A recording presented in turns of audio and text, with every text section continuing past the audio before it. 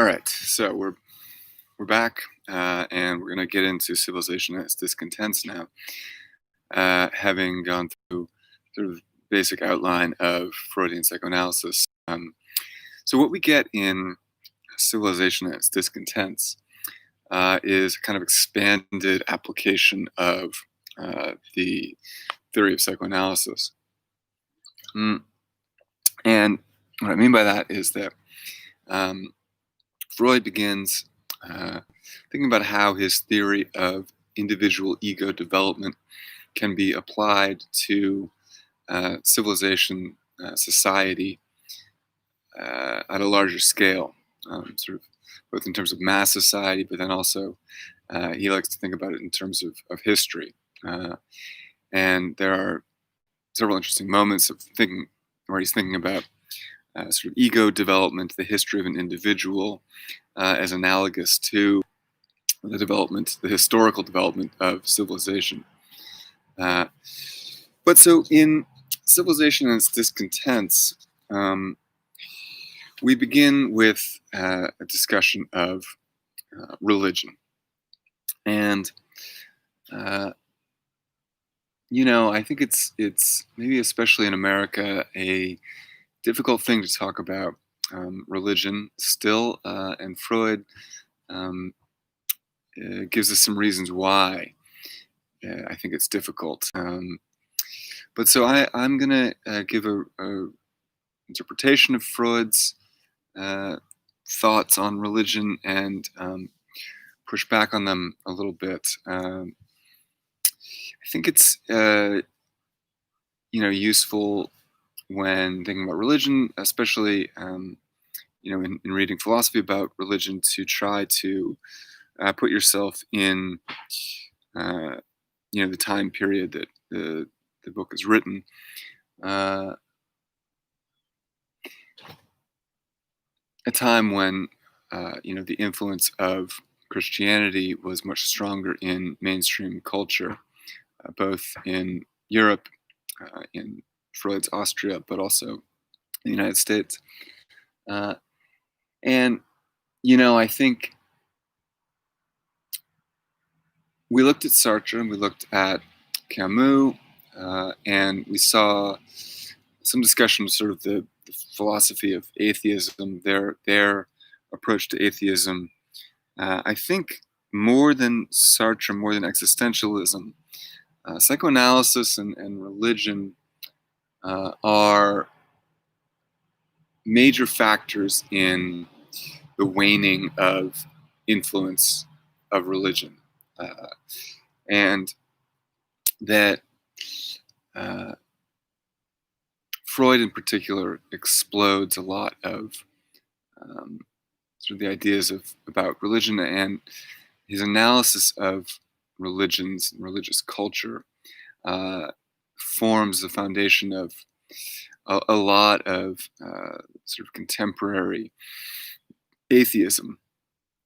And so I guess I want to also say that personally I find contemporary atheists to be mean-spirited and not very deep thinkers. Unfortunately, this book has an introduction by Christopher Hitchens, who is, whatever. If you like Christopher Hitchens, that's fine. Hitch, as they call him, the new atheists, was a major figure, and I think he occupies an interesting place in culture. But there is this sort of new atheistic movement that is philosophically not very interesting at all. So I just want to sort of distinguish what we're doing in reading Freud from that, and sort of explain, I think, why I want to be critical of Freud's kind of atheism. It's springs from a desire to be critical of these new atheists. But Freud's argument is interesting, so we'll talk about it. But so we see on the very first page of chapter 1, right, that Freud's analysis is going to be about the things that draw people away from a happy life. One of the concerns of the first two chapters is what makes us happy, how to be happy.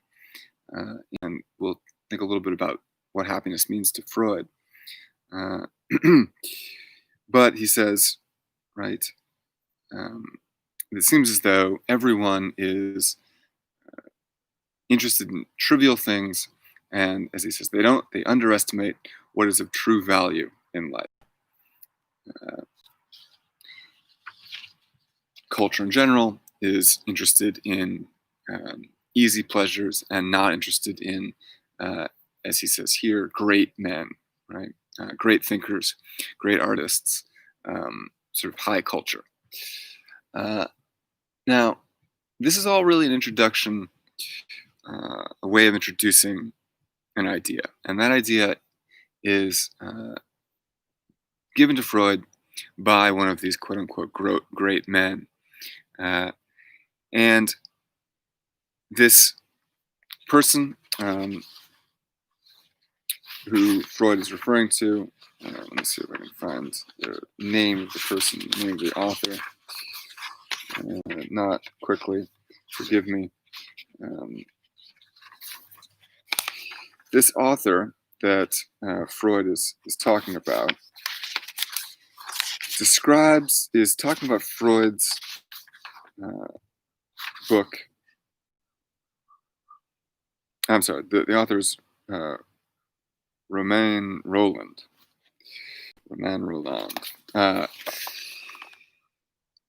So Freud's been talking to a friend, and the friend has been giving Freud some criticism of his most recent book, Before Civilization is Discontents, which is a book called The Future of an Illusion. And in that book, Freud goes into some depth about sort of psychological origins of religion and what religion provides the psyche. And we'll hear some of that in these first two chapters.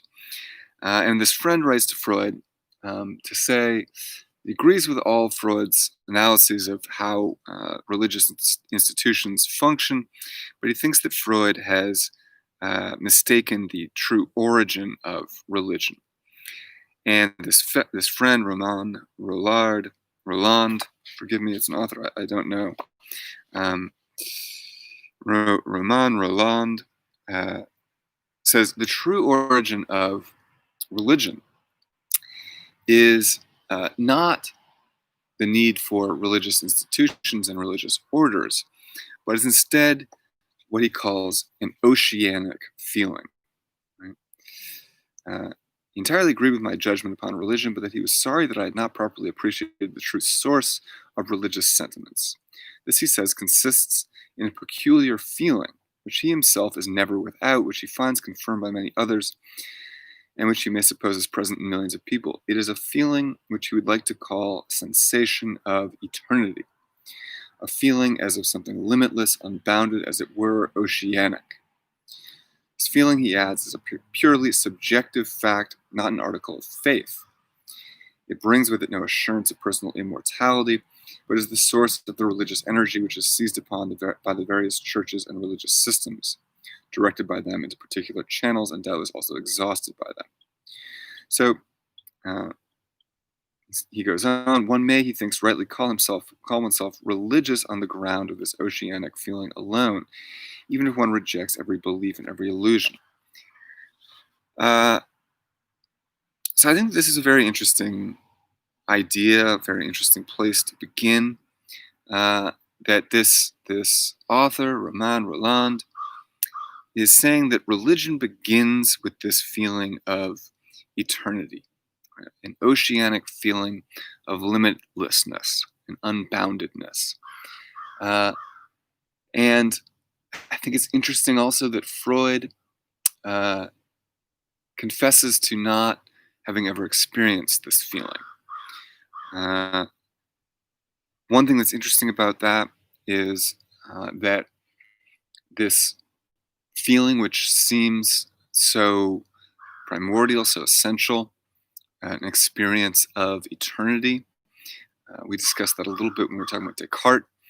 Um, it feels so primordial and essential, and yet it is not available to all people. Right? Some people experience this feeling of eternity, this oceanic feeling, and some people do not. So that in itself is curious and interesting. Uh, and for Freud, that will be evidence that the feeling is part of the process of ego construction and not anything more. Not, for example, a communication from a divine will or God, not something that is even constitutive of human experience universally.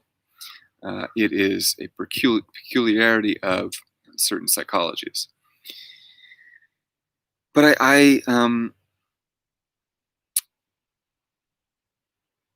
that as may be, right? Not a universal experience. Not all people have this oceanic feeling.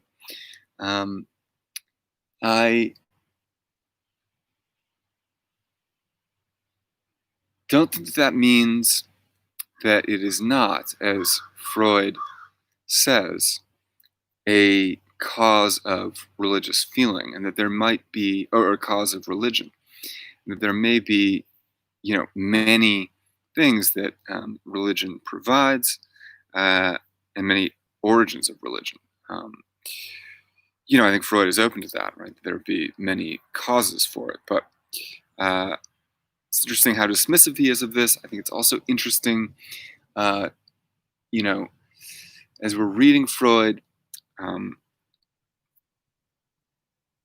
think it's useful to be asking the same questions about Freud that Freud asks about others, right? What are Freud's unconscious or unacknowledged biases, motivations, and to what extent is his theory objective, truly objective, in the sense that it is, genuinely scientific in the way that he wants it to be? His theory of the unconscious and conscious and the dynamics of the psyche, and to what extent is that theory itself a product of a certain kind of psychology and certain perhaps neuroses or defenses, psychological repressions, etc. And so I think it's interesting, that Freud is this feeling, this oceanic feeling of eternity is alien to Freud. And, if it were not alien, if he were familiar with this oceanic feeling of eternity, how might that change his thinking about psychology, thinking about the world? I don't have anything more to say about it than that. I just think it's interesting. I personally identify with this oceanic feeling. I would suspect that most philosophers do. Not to call myself a philosopher. So it's an interesting jumping off point. And I can imagine it as an origin of religion to a greater extent than Freud seems to be able to. He goes on, right? It is a feeling of an indissoluble bond, of being one with the external world as a whole.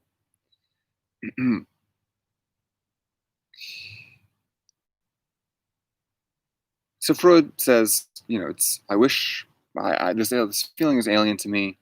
I can't say much about it.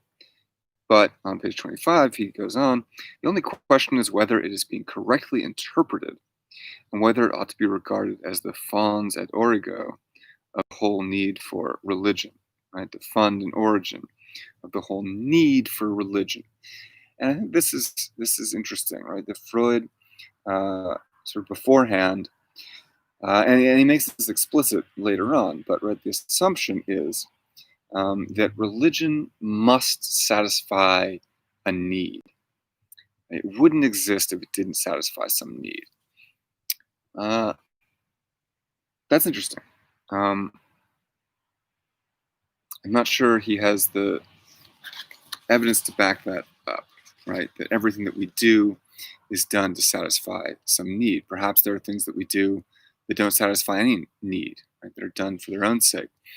Moreover, we can wonder if there are maybe needs that Freud is not aware of, or that he doesn't experience himself or doesn't recognize as being true needs that religion might meet.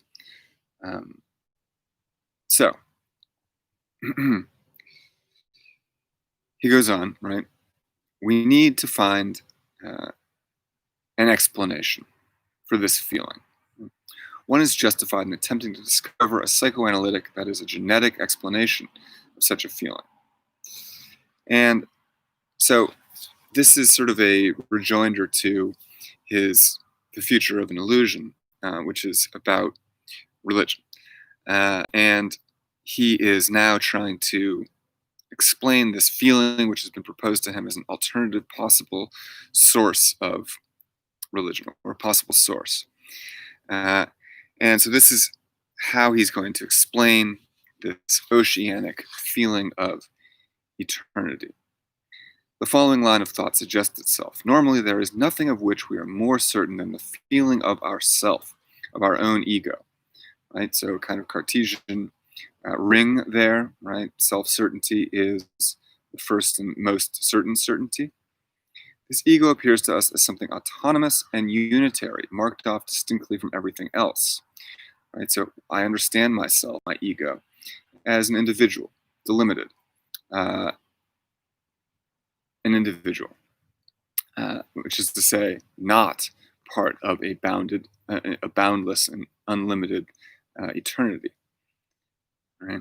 So the ego in general is opposed to these sorts of feelings. It's a strange kind of egoism, or a strange experience for the ego to experience itself as part of an eternity, right? A part of this, of being one with the external world as a whole. That such an appearance is deceptive, and that on the contrary, the ego is continued inward without any sharp delimitation into an unconscious mental entity which we designate as the id, and for which it serves as a kind of facade. This was a discovery first made by psychoanalytic research, which should still have much more to tell us about the relation of the ego to the id. Okay. So,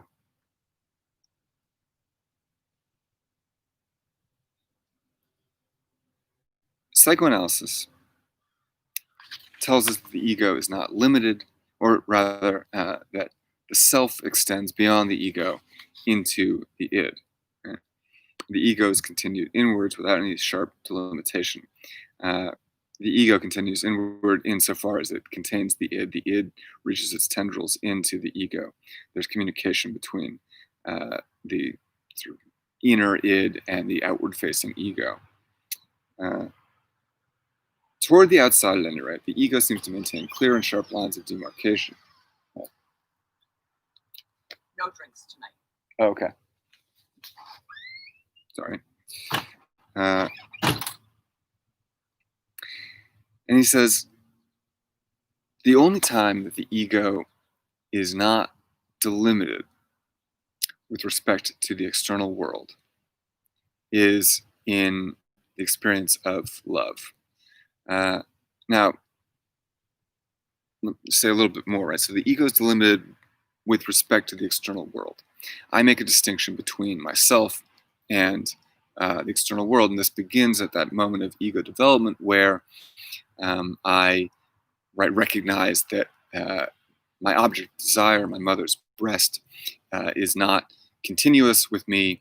It and I are separate, and from that moment forward, my ego development is all about sort of maintaining myself as a self-contained, removed entity, this distinction between me and the external world. However, one moment where this changes, or one experience in which we lose that distinction, is in is in the experience of love, right? Romantic love, where my ego, becomes indistinguishable or merges with the person that I'm in love with, right? Where I identify myself so strongly with this other person that it becomes difficult to distinguish myself from them, right? Where I begin talking about myself as a we. Right? We are doing this weekend. We feel this way, and that we is the dissolution of the ego into the beloved, right, or the lover. And so this idea of love is going to come back again later on. So keep that in mind. But this leads then. So let me see. This leads Freud to a rather long analogy. An analogy that is designed to explain how it would be possible to maintain this oceanic feeling of eternity, how it's possible for the ego to have this experience of such a feeling.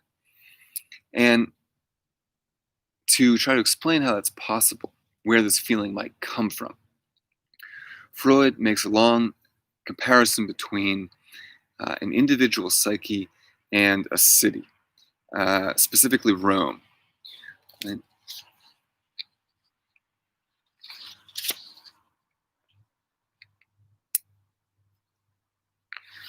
So he says, right, we can imagine our minds being like a city that is developed and built over the course of many centuries, even millennia. And if we think of it that way, then it's not as though our egos are constantly being rebuilt from scratch. It's not as though when, for example, I substitute one object of desire for another, when I substitute my blankie for my mother's breast, or other way around, substitute my mother's breast for a blankie. It's not that in that moment of substitution, my desire for the original object disappears or is razed and demolished, and then in its place, this new desire is erected. It's not that one desire or one substitute object completely supplants and removes the previous object. Rather, my process of ego development, through which I am constantly substituting one desire for another, this process is more like building a city.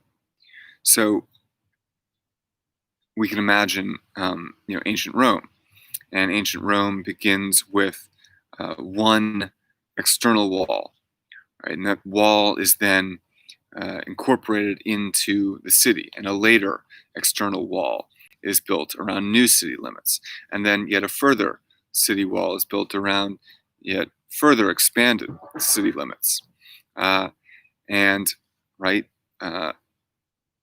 When one building becomes decrepit or goes into decline, a new building is built, but it's not always the case that, right, one building replaces another. You can still see the old crumbling archaic building next to the new newly built building. Even in cases where there is demolition of older buildings, and Freud will say there's similar kind of demolition in the mind, right? Brain damage, other things like that might totally destroy, other processes that might lead to the complete removal of various structures or ideas or complexes in the mind. But more often than not, what happens is Freud thinks these new mental complexes, new mental ideas are built alongside old ones. We use and inhabit and focus on the new ones, but we can still go back and visit the old ones. And so Freud thinks that this religious experience is a kind of archaic structure of the psyche that certain people have access to. So it's the case in some people that this oceanic feeling has been erased or destroyed, but in other people, it remains. It stands beside other mental content. Now, this implies that this oceanic feeling, this possible source of religion, is one of the earliest experiences in childhood. And this is the case for Freud, right? We remember that the baby in the very beginning experiences no separation between itself and the external world. It views itself and the external world as continuous, precisely because in its earliest stages of development, there are no obstacles between it and what it desires, right? Its mother is right there. The mother's breast is right there. And when it isn't, all it has to do is scream and it gets it, right? There is no real separation between the child and the object of desire. That condition in which the child barely differentiates itself from the world is, Freud thinks, this oceanic feeling, the feeling of oneness with everything that exists. So for many people, Freud speculates, this oceanic feeling, which Roland identifies with religiosity, is a holdover from very young childhood, this experience of total unity with everything, with the world, of eternity, which would be an experience of there being no limits, no bounds or separations. So ego development is brought about when the world comes between you and what you desire. In order to deal with the world, Freud says you have to get control of the pleasure principle, of the drives of your id and unconscious, and you need to regulate those desires. So a healthy, functioning adult is able to regulate their desires, is able to, in some safe way, substitute those desires for something else to gain indirect satisfaction of them. And this whole possibility of navigating the world, of living in the world, dealing with a world in which you will not have what you want at all times, that what you want won't be given to you just because you scream. Navigating that world requires what Freud calls the reality principle. And the reality principle is what generally guides a healthy ego. Right? It knows which pleasures are worth pursuing, which pleasures are dangerous to pursue. It has a good balance between satisfying the drives of its id and satisfying the demands of its superego.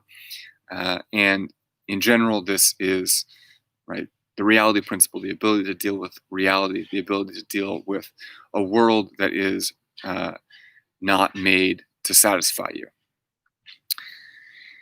So even, Freud thinks, among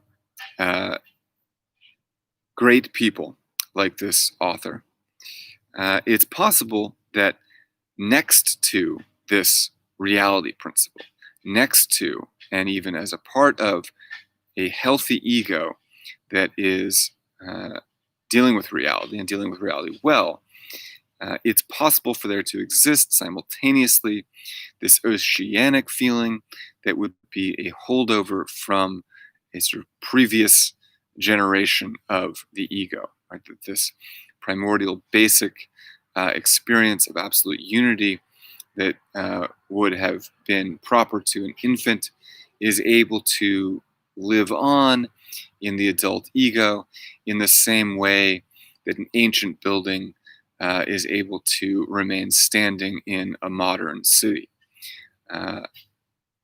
Right? Doesn't interfere with the modern city, but it's possible for people in the modern city to go back and visit it, and even to, appreciate it, wonder at it, take pleasure in it. That is the idea of this oceanic feeling for Freud.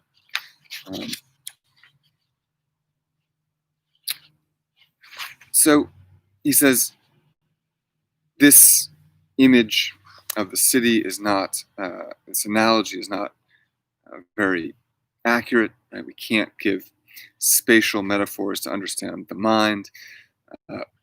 It isn't as though, right, these things in our mind are always one way. Right? It's possible for us to, at one moment, be living in the ancient building, and at another moment, to be living in the modern building. The mind is not as brittle as an image, right, or a strict analogy.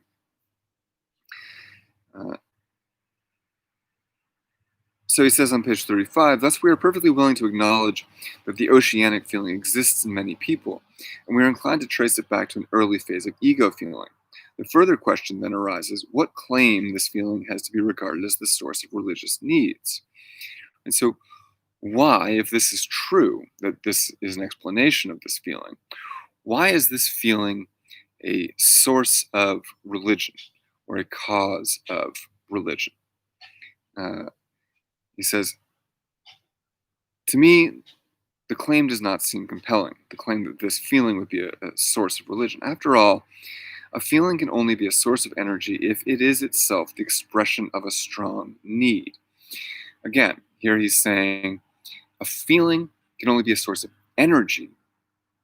Feeling can only compel you to do something if it expresses a strong need. So Freud is here asserting that this oceanic feeling does not express a strong need. Like this religious feeling doesn't speak to anything that we need. Now, I don't know about that. I think that we should be skeptical of that claim to begin with. How do we know that there isn't some need that's satisfied by that? Maybe a need that's not present in all people, maybe a need that isn't even a need of an individual, but a need that speaks to something in us that is over and above or beyond or different than our individuality. Freud is sometimes open to that idea, but right, how does he know there's no need that's satisfied by this? He goes on. The derivation of religious needs from an infant's helplessness and the longing for the father aroused by it seems to me incontrovertible, especially since the feeling is not simply prolonged from childhood days, but is permanently sustained by fear of the superior power of fate. And so, what is Freud's theory of religion, right? What is the need that Freud thinks religion responds to. For Freud, religion responds to our need for a father.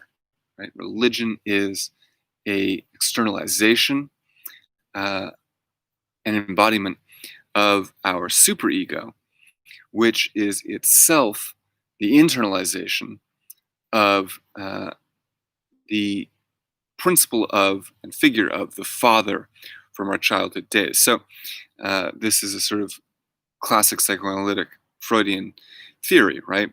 As children, we experience our father as the source of order and rule, right? Father knows best. Father sets the rules. Mother defers to father. Very, traditional patriarchal family structure that Freud is assuming and working with here. It's another problem, perhaps.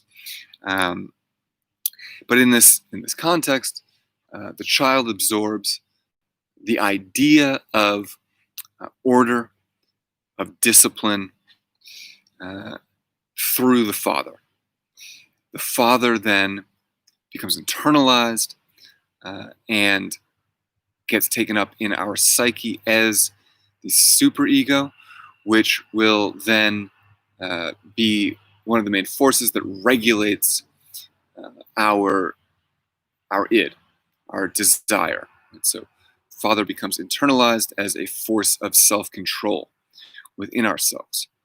But then, in later life, that inner father, that inner force of control, superego, is externalized again, projected back out onto something external. Now, this, Freud thinks, is a response to the inability of the ego, even with the power of the superego, to actually control life and the world, right? That no matter how well regulated our egos, no matter how healthy our egos, it's still the case that the world isn't going to give us what we want. The world is going to beat us down and break us. And in this chaotic world that doesn't make sense, that doesn't conform to our will as we'd like, no matter how disciplined we are, we seek some explanation, some external power that is going to order this world, that does order this world. We seek a higher form of the Father that will rule not just us, but everyone and everything, right? And we externalize this and name this ultimate real ruling force God. So God is the sort of projection of our inner sense of discipline and order that originally comes from our fathers. And so Freud is very disparaging about this. He often refers to religion as a kind of infantile desire, this desire for the father, for order. And he thinks of it that way because he believes that this need for order, need for discipline, desire for order and discipline is essentially infantile and shows a weakness of the reality principle, right? A basic inability to accept reality. An insufficient reality principle. And so religion is a way of, as he says, religion provides us with two things. And so this is now chapter 2, right? First page of chapter 2. Religion provides the common man, as he says, with the system of doctrines and promises which on the one hand explains to him the riddles of this world with enviable completeness, and on the other assures him that a careful providence will watch over his life. So religion explains what cannot be explained and does so with enviable completeness, right? Where does the world come from? What causes the world to come into existence? We saw some of that difficulty in the discussion of first causes in discussion of freedom with Arendt. But, right, where does the world come from? What brought the world into being? Or questions like, how do I know what is good or what is right? How do I know what justice is? How do I know what I should do? These are questions that there really is no answer for, Freud thinks. And rather than cope with the reality that we simply don't have an answer for these riddles that we can't make sense of, religion provides us with an easy answer, right? God created the world. God tells us what is right. God tells us what is just and true. So God takes over from the Father, right? Who provided those answers in childhood? The Father, right? You get your answers about, sort of basic questions about how the world works from your father in Freud's worldview. And you also get a sense of right and wrong from your father, your morals and values. And so when, you see the failure of your father's advice and knowledge once you're more grown up, Freud thinks, right, the sort of infantile desire is just to have a more powerful father, and this is provided by the idea of God. Now, the second thing that you get is also something that in childhood would be provided by the father, which is the assurance that a careful providence will watch over his life. The assurance that somebody is in charge and someone is taking care of you, right? In childhood, your father protects you, your parents protect you. But right in this patriarchal view of the world, right, it's the father above all who is the protector, the father who provides, who gives providence, and who sort of makes sure nothing goes too horribly wrong in your life. But once you grow out of that life and you become an adult, you realize that right, there's no one there to protect you. Even your father can't protect you. And right, Freud thinks rather than learn to protect yourself or to deal with the vulnerability and insecurity that comes from living life, you seek protection from this higher father, right, from God. And you tell yourself that there is providence, that there is a plan. Everything that's happening to you is happening for a reason.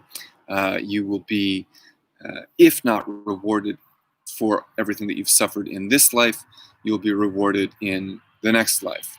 Right? So this providence is going to be given absolutely in the next life. Right? So belief in heaven, belief in right, a God that is all powerful and all knowing.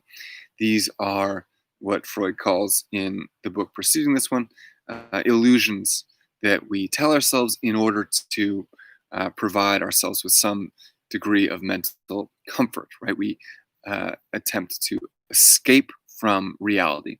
We deny reality to ourselves in order to not face the uncertainty, the chaos, the suffering, and the frustration of life.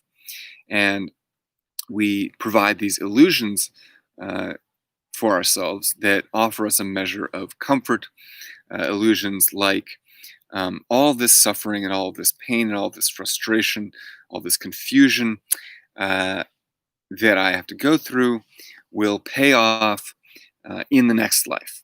Right now, Freud thinks this is an illusion because he is a scientist. He begins with a scientific perspective, and there's no evidence of another world, of heaven, of any kind of afterlife, nor can we make a rational argument that it seems, a rational argument that would indeed make everything that happens in the world seem to conform to some purpose or plan, right?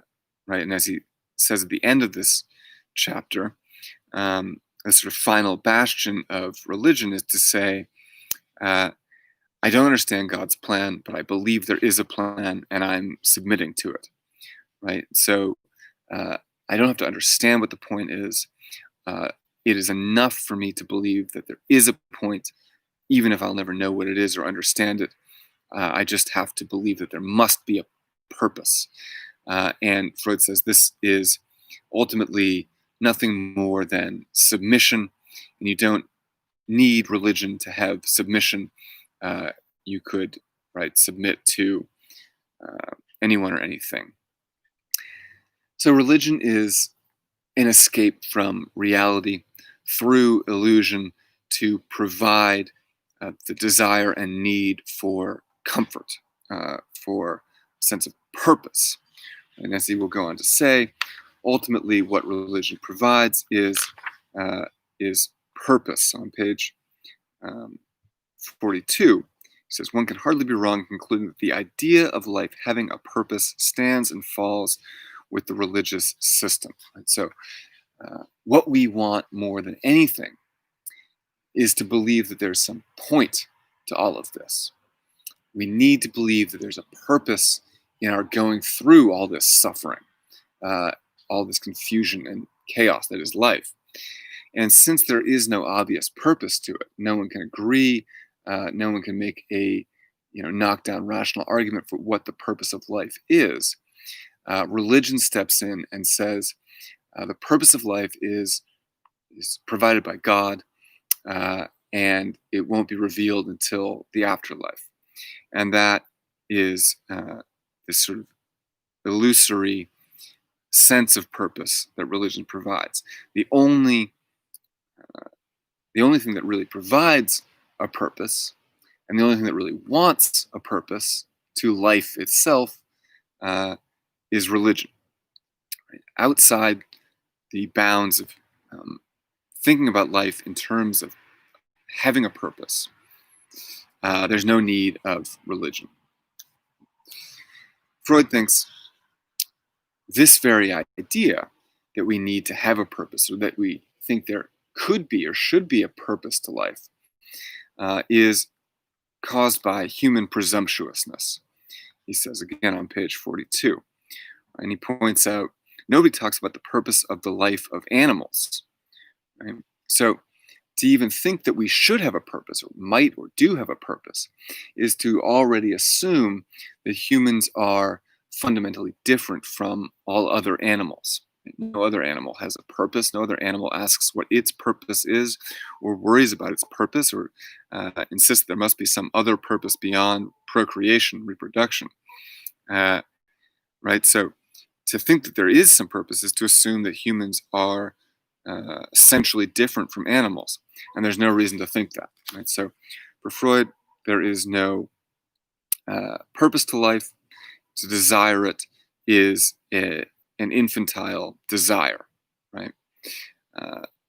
So this is written, around the same time as the existentialist writings that we're reading, and I think we can certainly connect it to existentialism in that way, right?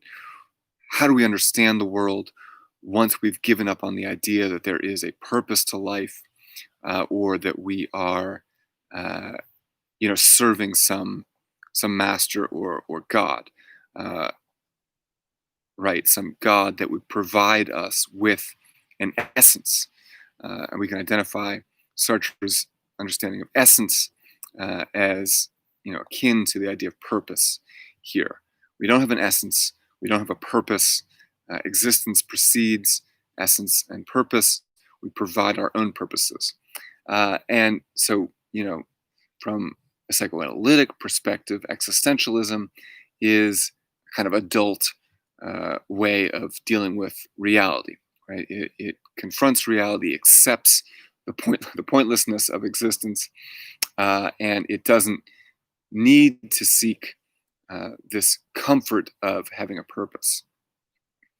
But I want to go back 2 pages to this page, page 40, where he's talking about other ways of dealing with the difficulty of life, the chaos and frustration of life. And he says, he quotes Goethe here, right? He who possesses science and art also has religion. But he who possesses neither of those two, let him have religion. So he who possesses science and art also has religion. Now, I want to dwell on this a little bit. Freud is suggesting here, as he goes on to say, right, this saying on the one hand draws an antithesis between religion and the two highest achievements of man. On the other, asserts that as regards their value in life, those achievements and religion can represent or replace each other. So the more realistic, more sort of enlightened response to the chaos of the world is found in scientific and artistic pursuit, in belief in and investigation of science and art, and that those who are engaged in science or art get everything they need from science and art, even the things that one might say only religion can provide. So science and art provide the same things that religion provides, right? A way of coping with the mess of the world, right? The world itself, a way of coping with reality. Religion helps us cope with reality by, Freud thinks, providing us an illusion into which we can flee. Science and art cope with reality without fleeing into religion, right? Or an illusion. They stay with reality. They maintain the reality principle. But I want to question, well, let me continue here, right? Goethe, this quote continues, those who don't have either art or religion, those who possess neither of them, neither art nor science. For those who have neither art nor science, let them have religion. And so what Freud is reading this, and I think we can say here, Goethe is suggesting this also. Those not interested in science or art are only able to get what science and art provide, namely a way of coping with reality, through religion. So those who fail to take up science or art can only use religion to cope with reality. So if you're a scientist or an artist, you get everything that religion provides without the illusions of religion. But if you aren't a scientist or artist or interested in those, then you're stuck with religion and the illusions of religion. And this is an interesting sort of framework, and I think that it's possible that Freud is interpreting this quote correctly. But the other way that we could think about this is, who has science or religion? Who possesses science or religion? I keep doing that. Science or art also has religion. Now, I think we could also say, and this would be, I think, not uh, totally alien to Goethe, that science and art are themselves forms of religion, uh, and perhaps refined forms, developed forms of religion. But nevertheless, science and art have something religious about them. And so this would be kind of the opposite of what Freud is saying, right? Freud thinks that Goethe is drawing uh, an opposition between, on the one hand, science and art, and on the other, religion. I think it's also possible to interpret Goethe here as saying science and art are continuations of religion, and that by taking those up, one also gets religion, because religion is contained in science and art. And that, right, for those who aren't interested in science and art, religion is still available.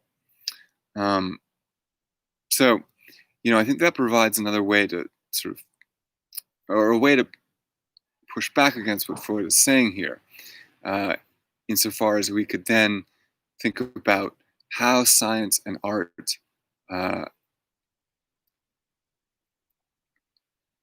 rely on something religious, and are themselves caught up in a kind of illusory flight from reality, or flight into illusions.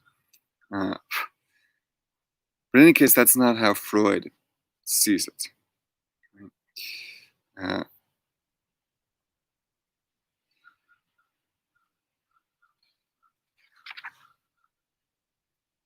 so we're out of time. And